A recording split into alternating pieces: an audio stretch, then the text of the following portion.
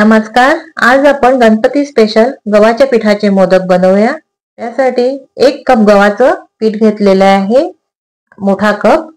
अर्धा cup desiccated coconut घेतलेला आहे। याऐवजी तुम्ही सुकं खोबरंही घेऊ शकता। डेसिकेटेड कोकोनटची लिंक मी डिस्क्रिप्शन मध्ये दिलेली आहे, होममेड आहे। 1 मोठा चमचा खसखस घ्यायची, पाव कप तूप घ्यायचे, अर्धा चमचा वेलची पूड, 1 कप साखर, तुमच्या आवडीनुसार साखर घ्या, अर्धा किंवा 1 कप दूध घ्यायचंय। गव्हाचं पीठ घेतलंय त्याचा पाऊण पट इतकं साहित्य ह्याला लागणार आहे। कढईमध्ये आता तूप घालून घ्यायचंय।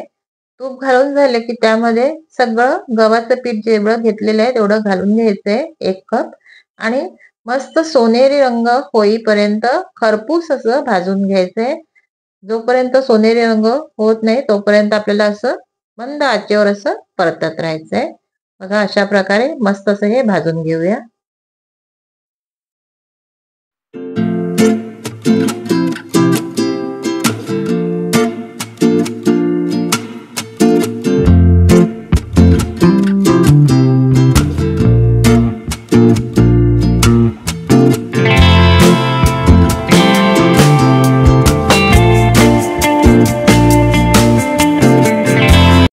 आता हे पीठ भाजून झालेलं आहे।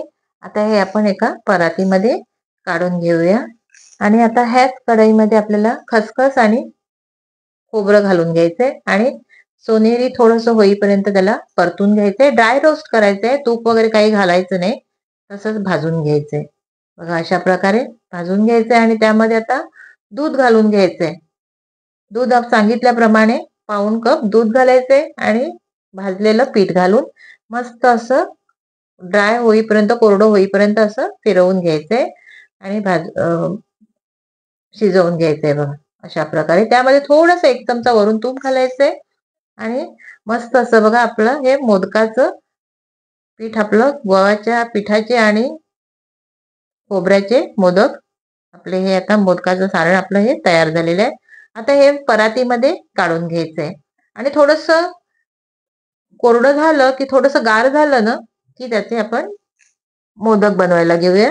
आता मोदकाचा साचा घ्यायचा, त्याला तूप लावायचंय आणि त्यामध्ये असं दाबून असं ते मध्ये असं भरून घ्यायचंय। ह्यामध्ये तुम्ही ड्रायफ्रूटही घालू शकता। अशा प्रकारे प्रेस करून घ्यायचं, दाबून घ्यायचंय आणि मस्त असे हे मोदक आपले तयार होतात। बघा, गव्हाच्या पिठाचे आणि खोबऱ्याचे छान असे मोदक तयार होतात। तुम्ही माझ्या चॅनलवर नवीन असाल तर माझ्या चॅनलला सबस्क्राईब केलं नसेल तर पहिला सबस्क्राईब करा आणि लाईक करा आणि शेअर करा आणि कमेंट्स मध्ये सांगा मला माझे व्हिडिओ तुम्हाला आवडतात की नाही। मस्त असे गव्हाच्या पिठाचे मोदक मस्त असे आपले तयार होत आहेत। बघा, आता मी हे सगळे बनवून घेते अशा प्रकारे।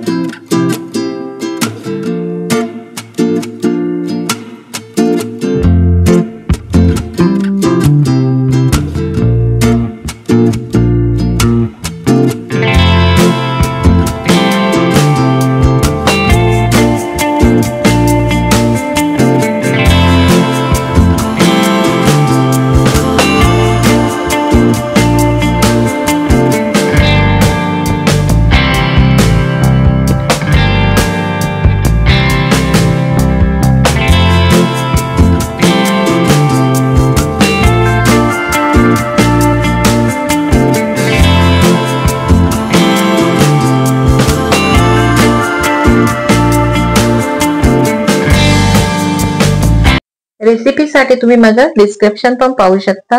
आता सगळे हे मोदक तयार झालेले आहे।